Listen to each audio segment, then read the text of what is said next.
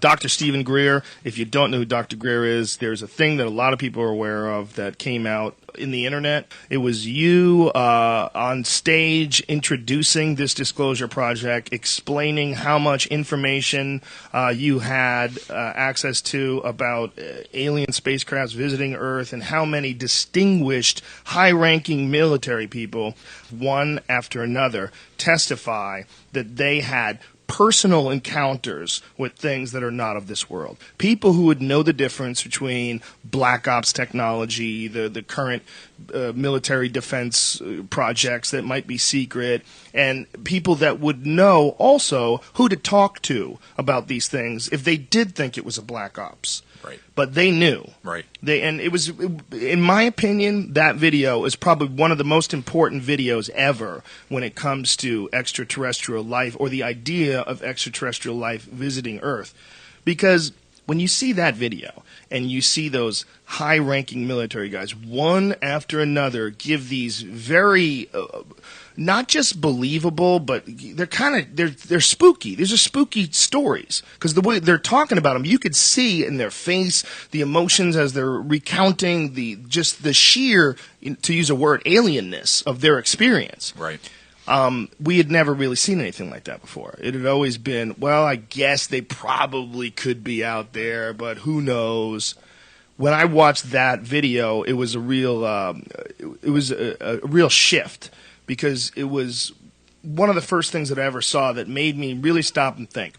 There's a part of everybody that doesn't want to get duped. Right. And when it comes to a subject, especially an important subject like UFOs, there's a part of everybody that goes, you want to call bullshit right away because you don't want to be the last guy to call bullshit. You don't want to be the guy who believes, and it turns it's bullshit. Oh, you dummy. You believed it. You were the first guy believing it, man. You want to be the first guy to call bullshit. It's always a way cooler position. And if there was alien life, that had visited the Earth, what evidence would they leave behind? What would you know in your day-to-day existence? How much of it would you know? Almost nothing. Yeah, particularly when it's getting hoovered up by a very well-organized and well-funded intelligence program, including the Project Blue Book, which was run by Dr. J. Allen Hynek, right? Well, that was a cover story. The Project Blue Book was really a little office where they were putting things in there and making it sound like they were really investigating. Meanwhile, there was a unacknowledged project, what we call a black project, but the proper name is an unacknowledged special access project, or USAP. And the USAPs running this have been around since the 40s, very well funded, working on these issues, working on the technology, studying how these things are going from one star system to another.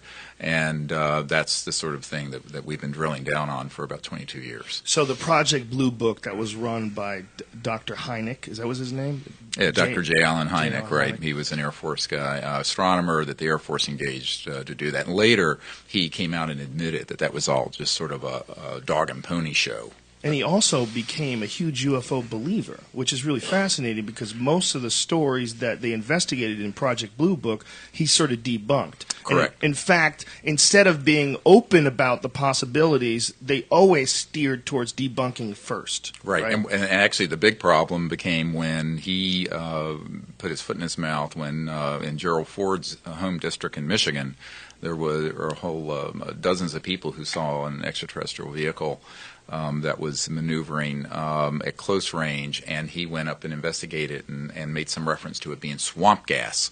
And Gerald Ford went ballistic because his constituents went ballistic, and Gerald Ford actually had an inquiry into it while he was a member of the House of Representatives. Of course, later as president, he never dealt with this issue because basically presidential intelligence doesn't have access to those projects. When you say that he said it was swamp gas, that J. Allen Hynek said it was swamp gas, so right. You're saying that Ford objected because he knew it was an extraterrestrial vehicle? He knew that some of his constituents who were very credible knew it was something real. And so he was upset that they were saying that it wasn't a real vehicle. So he clamped down on it. Yeah, and actually held a hearing where a lot of people came and gave evidence and information, but it didn't go anywhere because it's Washington. Nothing ever goes anywhere in Washington. We began investigating this in 1990. I got involved with this because I knew about it since childhood. I have family. My mom's brother, uncle, was an engineer that worked on the lunar module, and I had an interest in this since I was a little child. So the thing that put Neil Armstrong on the moon, my family had a hand in that. So I think that what most people don't realize is that inside the intelligence community, the aerospace community, there are a lot of people who are very knowledgeable about this, but they're not allowed to talk about it. It's a career ender for most of them. And that was what we did for Disclosure Project, was to put all those folks together, identify them. So I spent about 10 years identifying who these people were. And first I had maybe half a dozen of them. Now we have over 500. You know, these witnesses that we have who are military go from the head of investigations for the FAA, John Callahan, to people like Gordon Cooper, who was one of the early Mercury astronauts, who his crew actually filmed one of these extraterrestrial vehicles landing on a dry lake bed out here near Edwards, and he looked at the film and sent it on a Pentagon plane. Gordon Cooper, you know, very heroic early astronaut, had detailed information, what we call actionable intelligence, on that event, this landing of a vehicle in broad daylight near Edwards Air Force Base in 1956. Now, when Clinton was president, Gordon Cooper was asked by the Secretary of Defense, William Cohen, about this issue. And he says, yes, I absolutely will verify this, and I'll give you the information when and where and how it happened. So the Secretary of Defense of the United States of America had this information, made an inquiry through channels, and came up with a dry hole. Basically, this stuff has all been put into a parallel universe that the senior people in our government have, for the most part, no access to. Now, I would not have believed that if I hadn't been the guy who was brought to Washington during the Clinton years to do the briefing for the CIA director. And I was asked to go up there, and I put together a whole lot of these early witnesses' testimony, photographs, some really amazing government documents that we acquired. And I put this briefing together. And so I go up there, and here's the sitting CIA director, R. James Woolsey. His wife was there, who was at the time the chief operating officer of the National Academy of Sciences. And when I was first invited to go up there and brief the CIA director, I was told, they want you to come up here because President Clinton and he have inquired about this subject and are being denied access. Now, I have a letter proving this. The CIA director's handler who contacted me said, look, they need you to come up here because they can't find out anything, but they know stuff's going on. Well, I thought they just wanted to pick my brain as sort of spooks. You know how spooks spies will try to just get information. I went up there, and the CIA director was honestly completely in the dark. And I was mortified. And towards the end of this almost 3-hour briefing that I did for the CIA director, my wife was with me, and I gave him this white paper, this position paper, that a summary of action that the president needed to take and he needed to take. And, you know, at the end of it, I said, you know, we really need you to help disclose this information because the people need to know, but also the technologies that we've studied and have mastered for 50 years could get us off oil. We could fix this environment. We could fix the world's poverty problems and the geopolitical problems in the Middle East. And he looked at me, he says, how do we disclose that which we have no access to? And I thought I'd pass out. I said, what do you mean you have no access? And this was from his mouth to my ears. And so I learned the hard way, the very, very hard way, that when you're dealing with things that are, some people say above top secret, but the proper name is an unacknowledged special access project. And we have about $100 to $200 billion a year in our treasury going into these rogue operations. And it's a criminal. It's outrageous. That, you know, just because you're the CIA director, just because you're Secretary of Defense or on the Senate Intelligence Committee means nothing. And even the president. So the reason those folks invited me to come up there is that the year before, I had taken a team of people out on a beach using some experimental protocols to contact these vehicles and the occupants. And 4 of these UFOs popped into the sky, just boom, boom, boom, boom, which we have on videotape. Not great videotape because we didn't have good cameras back then. And there were a couple Air Force officers and pilots there. And this went up through the chain of command. A few months later, the former head of Army Intelligence invites me to a meeting, and then some National Security Agency people do, and one thing leads to another, and I'm being invited to brief the sitting CIA director. So that's, you know, how did you contacted these spaceships? Yes, and you can do that at any time. Well, not at any time, but I think that under the right, you can do that. There are protocols, and we developed something called the Close Encounters of the Fifth Kind Initiative, which is when you use a set of they're very controversial protocols that deal with non-locality, the fact that the universe has various dimensions that you can move through to go from one star system to another. But those dimensions that are at higher resonant fields than, say, linear space-time or electromagnetism also interface with what I call coherent thought. So the Moody Blues were right when they said thinking is the best way to travel. And there's a component to where I'm probably going to lose half your listeners right now. No, you won't. I've got freaks listening. All right, well, okay. Right, all you freaks, listen up and listen up hard. You can develop technologies, and we have these in classified projects now, where you can have what's called a switch that will interface with very intent thought. So it's beyond, forget your iPhone. Now, if you're traveling from one star system to another, that's what you're going to be using. You're going to be using technologies that are phasing at multiples of the speed of light. And those dimensions also intersect at a certain point with coherent thought, just like light is coherent, a laser is coherent light.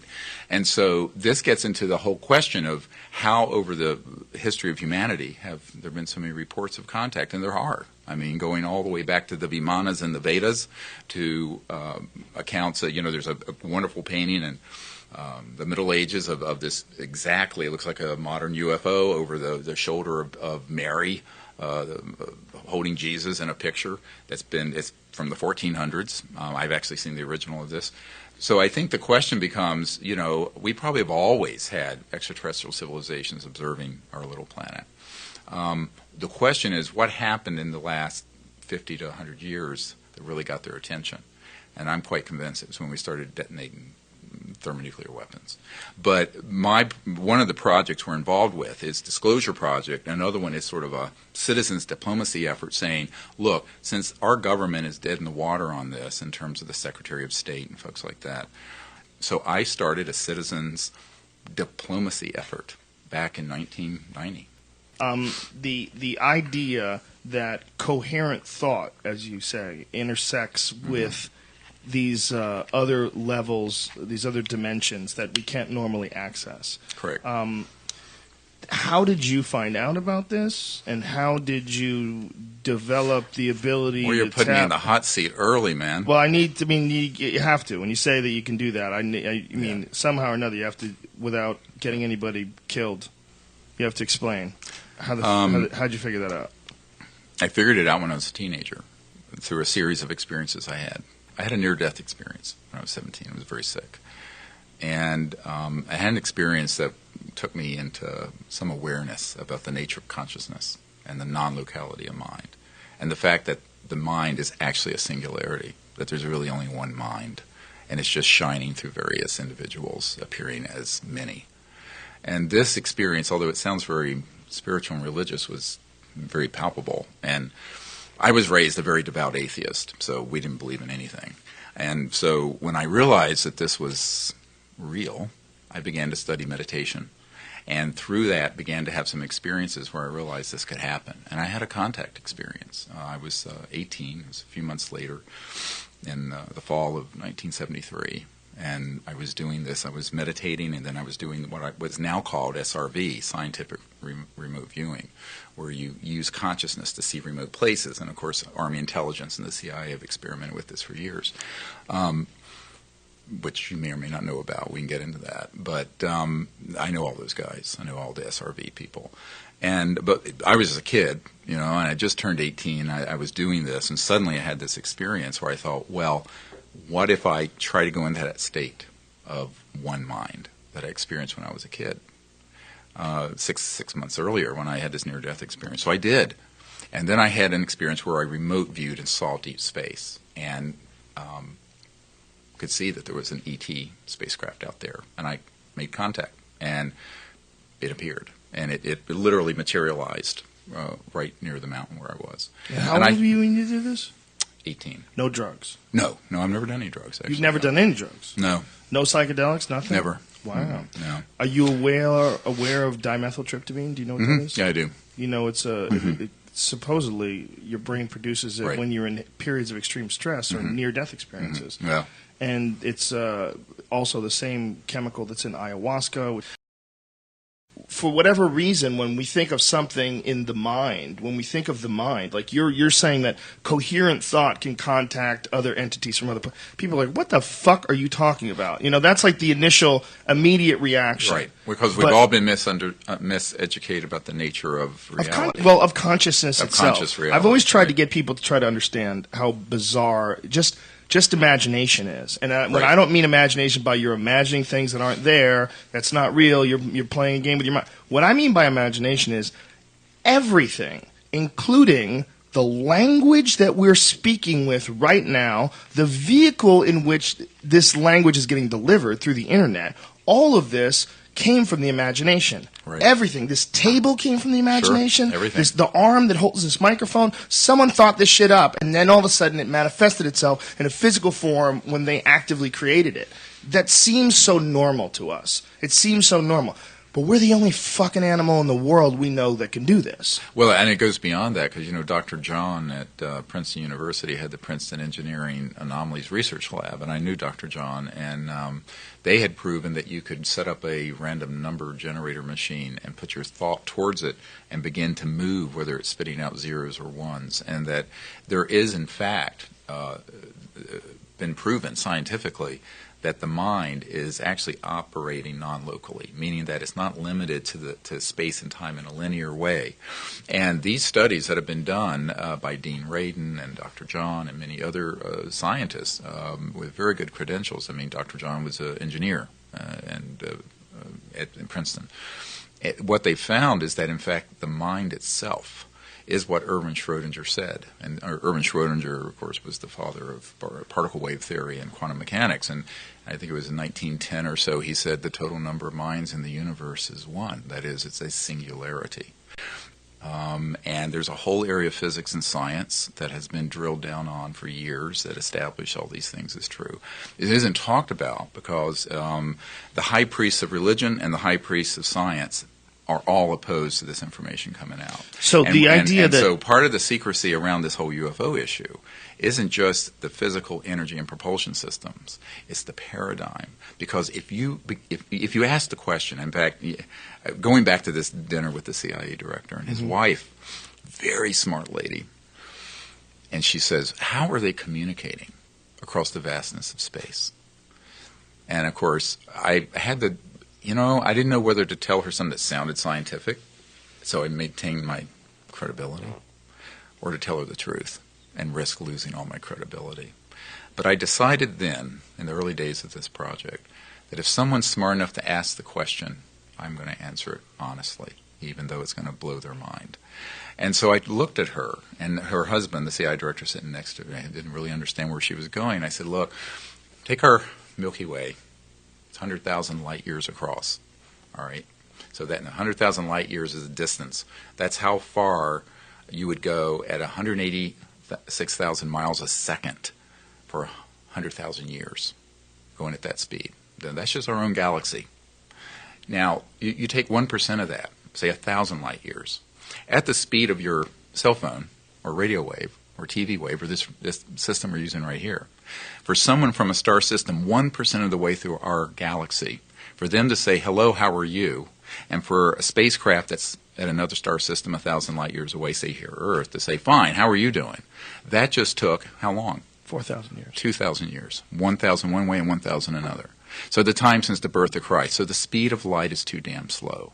And so when you begin to go through what I call the crossing point of light, it's like the sound barrier was a big deal. The biggest deal is the light barrier. And when you go past the light barrier, you're going to cross into these kind of multiphasic resonant dimensions, part of which hook into the singularity of mind and thought. And actually, this film that we're working on, which is the largest crowd-funded documentary in history, to my knowledge, SIRIUS, and you can find out about it at SiriusDisclosure.com. It's been crowd-funded by the public. It's all been funded by people out there, thousands of people. We're going to do a premiere here in L.A. on April 22nd if you want to come. But I would love to. Okay, come. But we can't send things at the speed of light, right? I mean, even saying that, beyond the speed of light. But they can't do that, right? I mean, you can't send information in the form of light yet, can you? No, but fiber optics and things of this sort. But does that move at the speed of light? Pretty much. Yeah. But okay. but what I'm saying is that if you go beyond the speed of light, right, it's a whole new physics. Of course. Okay. So that's what if these craft are here, and now I have over 4,000 cases where they've landed, and we have evidence. Uh-huh. I have 3,500 pilot cases. We have over 500 whistleblowers, top secret military corporate people. And I have 110 of them on digital videotape, although nobody really wants to see it, but I have it. So the question is, if they're here, how the hell they get here? Mm-hmm. Well, they're not using an Exxon Jet A fuel, and they're not using a solid rocket booster, and they're not using an ion drive or anything linear. So you have to begin to have this question. So when the CIA director's wife asked me this, I told her about that they had technologies that interface with thought and consciousness. And that may sound as bizarre to people now, but if you took your cell phone and showed Thomas Jefferson your smartphone, they would think it was magic. If you went to Salem, Massachusetts a couple hundred years ago, you'd be burned at the stake as a witch. Yeah, so no the question. point is that people have to have some humility about the fact that humans are one half of one step out of the jungle technologically. I mean, we're only 100 or so years into anything resembling real technology. So when we're dealing with civilizations that are 10 to the 6th to 10 to the 7th, 100,000 to a million years ahead of us, we have to have some humility about what that might look like. And so when I explained this to the wife, the CIA director, she just looked at me and said, I thought it had to be something like that.